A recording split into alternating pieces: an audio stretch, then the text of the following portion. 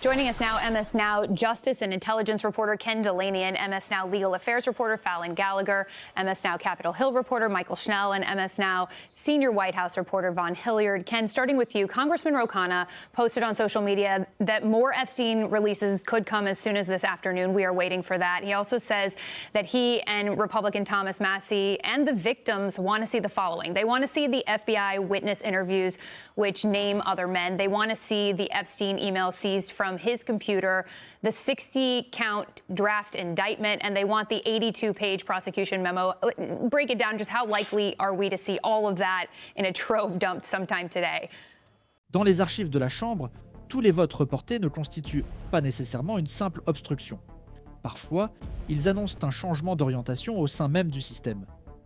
Au cours de la première semaine de décembre 2025, un événement inhabituel a bouleversé le cours des travaux de la commission de surveillance de la Chambre des représentants. Au cours d'une session ordinaire, initialement consacrée à l'examen des ajustements fiscaux, le représentant Thomas Keller, républicain de deuxième mandat de l'Ohio, a présenté une proposition d'amendement demandant l'inscription immédiate à l'ordre du jour d'un projet jusqu'alors retenu.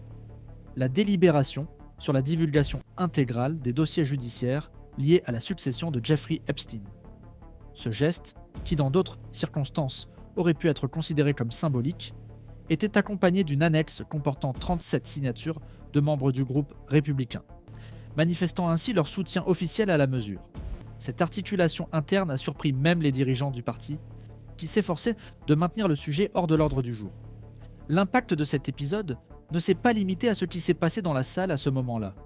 La formalisation de l'amendement, bien que contesté par la présidence de la Chambre pour des raisons de procédure, a instauré un nouveau climat politique. La direction républicaine, jusqu'alors unie dans sa tentative de reporter indéfiniment toute délibération sur les archives, a commencé à faire face à des divergences publiques entre ses propres membres. Cette fracture est devenue visible lorsque le député Keller, dans une interview accordée le jour même, a déclaré que le Congrès ne pouvait pas maintenir deux normes de transparence en fonction des noms figurant dans les documents. Les archives en question, conservées par le ministère de la Justice depuis 2020, comprennent un ensemble d'environ 20 000 documents liés au voyage, au registre financier, à la correspondance numérique et aux notes personnelles de Jeffrey Epstein. Une partie du contenu avait déjà été progressivement divulguée, à la suite de décisions judiciaires antérieures, mais une partie substantielle restait encore confidentielle, en vertu d'accords préalables et au nom de la protection des victimes et des enquêtes en cours. La mention récurrente de noms de personnalités publiques, notamment d'anciens présidents, de hauts fonctionnaires de la justice, de diplomates étrangers et d'hommes d'affaires, a toujours mis à rude épreuve les limites entre la préservation juridique et l'intérêt public. L'inclusion du nom de Donald Trump dans des courriels divulgués quelques semaines auparavant, même de manière indirecte, a placé la discussion au centre du débat politique. La manière dont la Maison-Blanche a réagi à l'action du Congrès a contribué à renforcer l'impression que cet épisode n'était pas seulement un simple détournement de procédure. Lors d'une conférence de presse tenue le lendemain de la présentation de l'amendement, la porte-parole Caroline Leavitt a évité de répondre directement aux questions sur les liens entre le président et Epstein. Les journalistes ont rapporté des tentatives visibles de détourner l'attention de l'interview, avec des réponses vagues et des changements de sujet face à des questions spécifiques sur l'action de l'équipe du président dans la coordination contre l'avancement de la proposition législative. L'absence de réponse, combinée au refus du président de commenter publiquement le sujet, a accru la pression pour obtenir des éclaircissements. Dans les coulisses du Congrès, cette évolution a également modifié le comportement de parlementaires auparavant neutres. Des députés qui évitaient jusqu'alors de prendre position ont commencé à reconnaître l'existence de pressions croisées au sein du parti, entre la loyauté envers la direction et la demande croissante d'une plus grande transparence institutionnelle.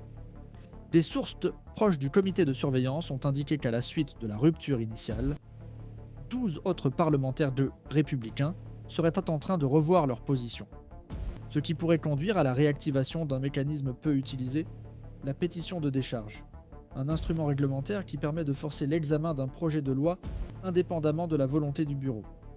Dans le même temps, le ministère de la Justice a maintenu son silence officiel, mais des sources proches du procureur général ont confirmé que des discussions internes avaient été rouvertes afin d'évaluer la faisabilité juridique de la divulgation exceptionnelle d'une partie des documents.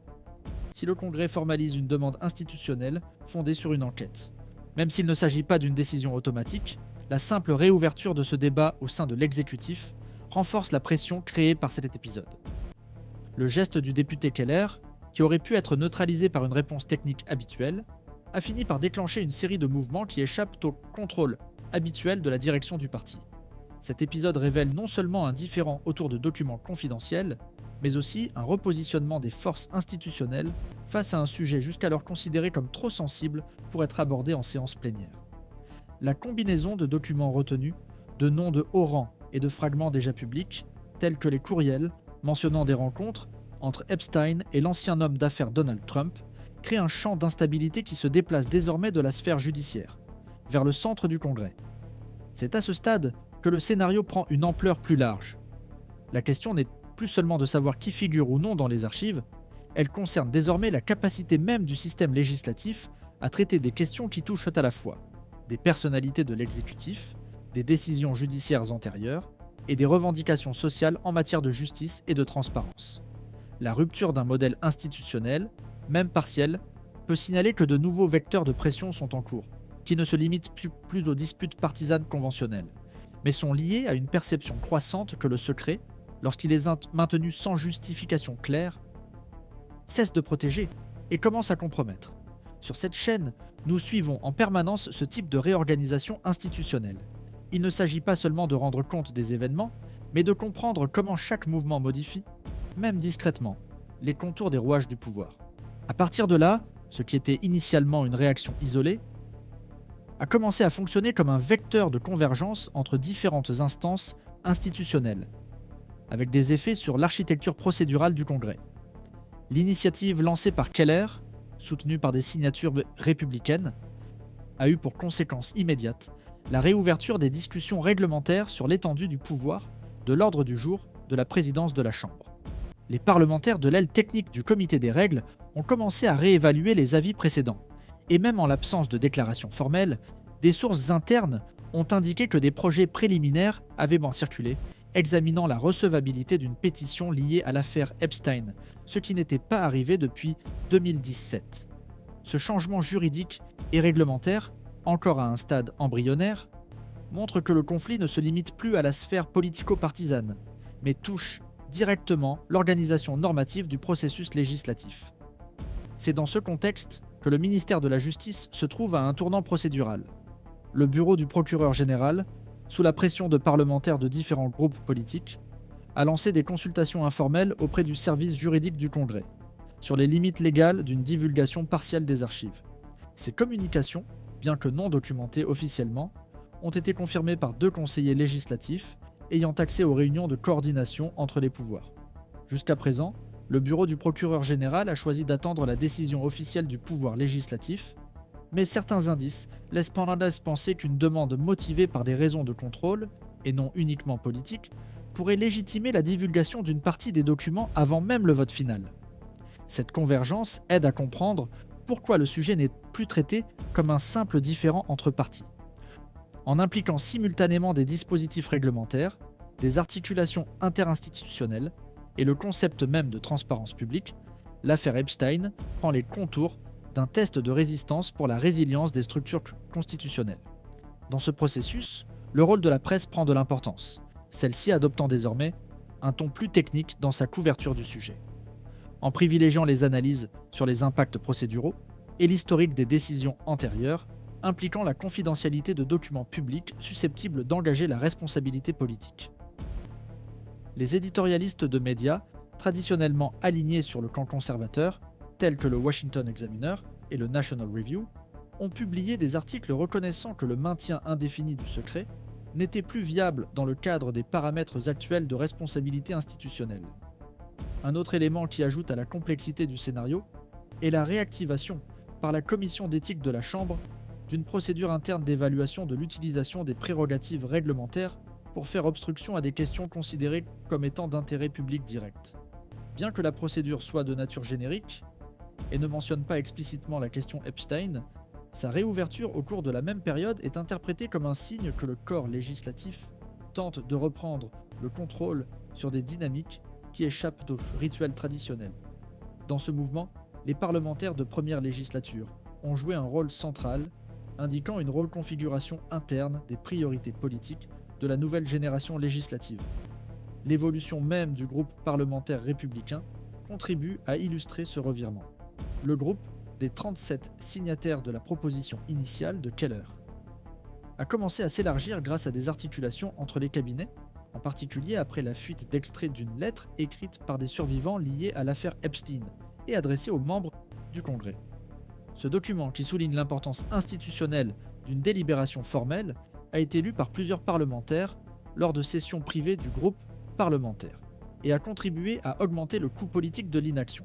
Les parlementaires ont fait état d'une pression croissante de la part des électeurs, y compris dans des circonscriptions considérées comme sûres, ce qui suggère une résonance plus large du sujet dans le débat public. Au Sénat, les développements ont commencé à émerger de manière indirecte.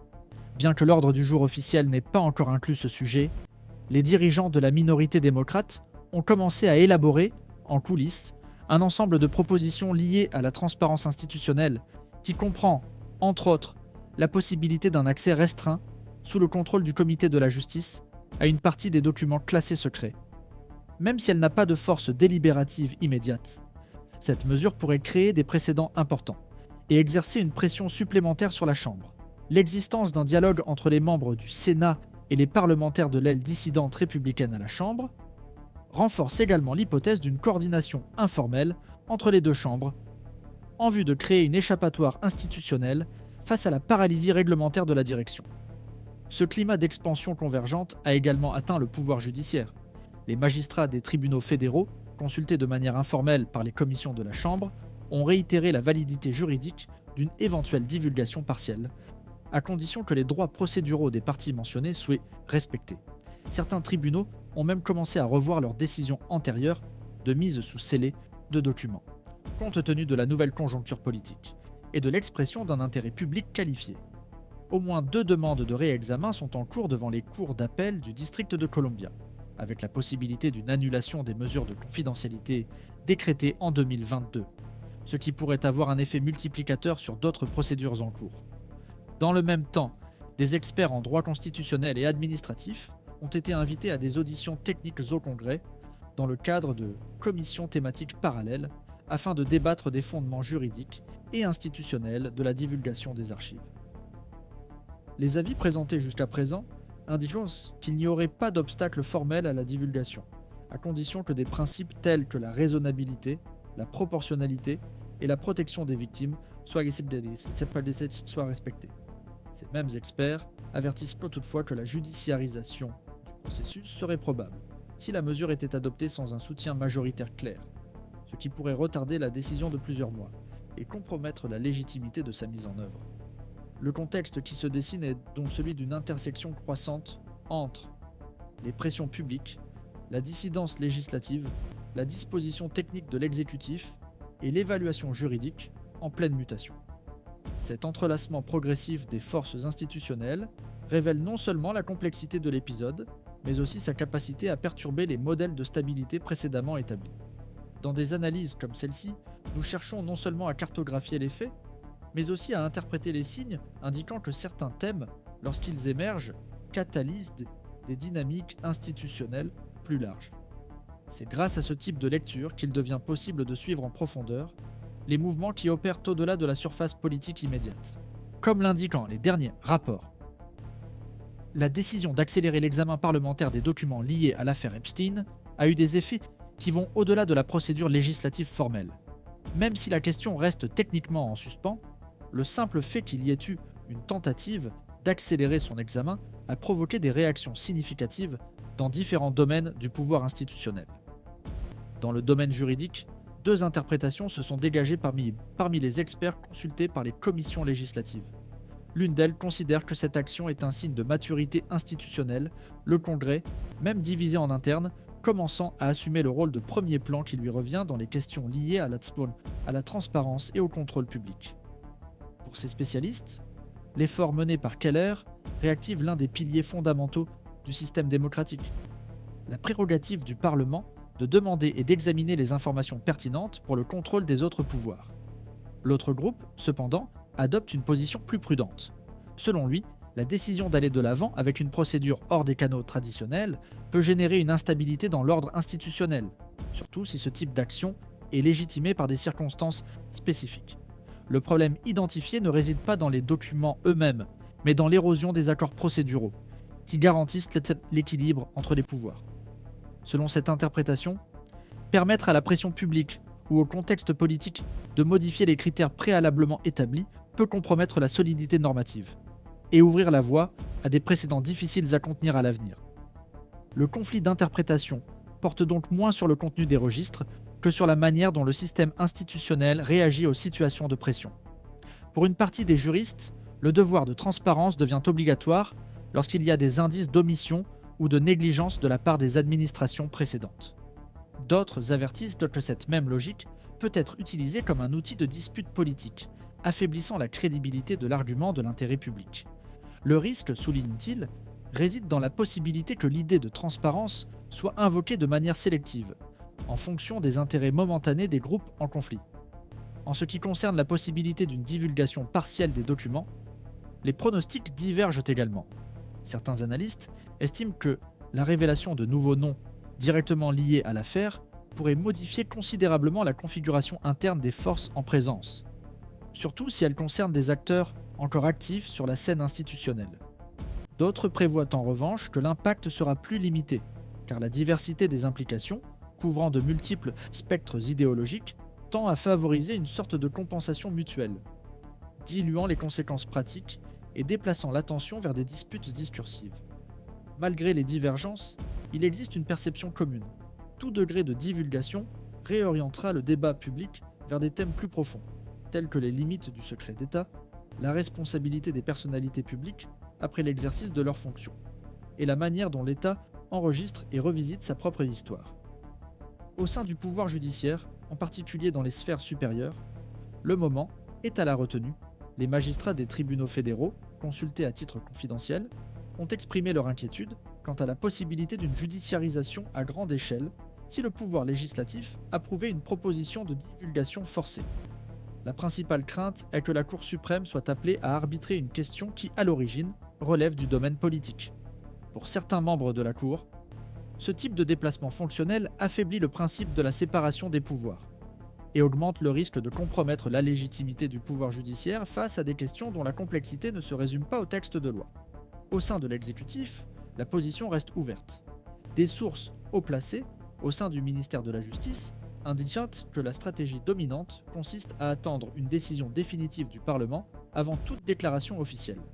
Cependant, au sein du service juridique du gouvernement, un débat est en cours sur l'opportunité d'adopter une position plus proactive au motif que la prolongation de l'impasse génère une insécurité institutionnelle. La proximité des élections intensifie ce dilemme, car toute décision, qu'il s'agisse d'une omission ou d'une intervention, pourrait être interprétée comme une tentative de protection politique. L'impact de cette tension se répercute déjà sur la société. Des sondages récents montrent une augmentation du soutien à la divulgation des documents, en particulier parmi les électeurs les plus jeunes et ceux qui se déclarent politiquement indépendants. Parallèlement, on observe une augmentation perceptible de la méfiance à l'égard de la neutralité des institutions chargées de mener le processus. Ce double scénario, marqué par l'attente d'une plus grande transparence et par le doute quant à l'impartialité des agents publics, crée un environnement de grande sensibilité institutionnelle. Selon la manière dont les acteurs politiques réagiront à ce contexte, le système pourrait en sortir renforcé, ou au contraire, plus fragilisé qu'auparavant. Face à cette situation, une proposition encore embryonnaire voit le jour en coulisses, qui prévoit la création d'un comité technique indépendant, composé de représentants du pouvoir législatif, du pouvoir judiciaire et de la société civile. Ce comité aurait pour fonction d'évaluer le contenu des documents et de délibérer sur leur éventuelle divulgation. La mesure a été discutée par des organisations liées à la transparence publique et par des secteurs parlementaires qui souhaitent minimiser les coûts politiques d'une décision susceptible d'entraîner une forte usure. Cependant, sa mise en œuvre dépendrait d'un accord interinstitutionnel peu probable en cette période de fragmentation et de méfiance mutuelle. En attendant une décision, les effets symboliques du processus se manifestent déjà dans le comportement des institutions. Les sessions législatives qui traitent directement ou indirectement de cette question attirent désormais un public beaucoup plus large, tant dans les tribunes de la salle plénière que lors des retransmissions en direct. Ce suivi constant modifie le rythme des délibérations, les dirigeants craignant que chaque décision ou faux pas soit immédiatement capté et amplifié. Ainsi, le temps institutionnel, avec son propre rythme, se trouve sous la pression du temps social, marqué par l'urgence, l'attente et l'exposition. Au fur et à mesure que les événements se déroulent, il devient évident que l'épisode ne concerne pas seulement des documents confidentiels. Il s'agit d'un processus qui teste les limites opérationnelles des institutions et leur capacité à rester cohérentes dans des circonstances exceptionnelles. Plus qu'une question technique ou juridique, ce qui est en jeu, c'est la fidélité du système aux valeurs qui le légitiment. Transparence, responsabilité et équilibre entre les pouvoirs. En suivant ce processus en temps réel, cette chaîne réaffirme son engagement en faveur d'une analyse rigoureuse, contextualisée et soucieuse de comprendre les mouvements souterrains qui façonnent les grandes impasses nationales.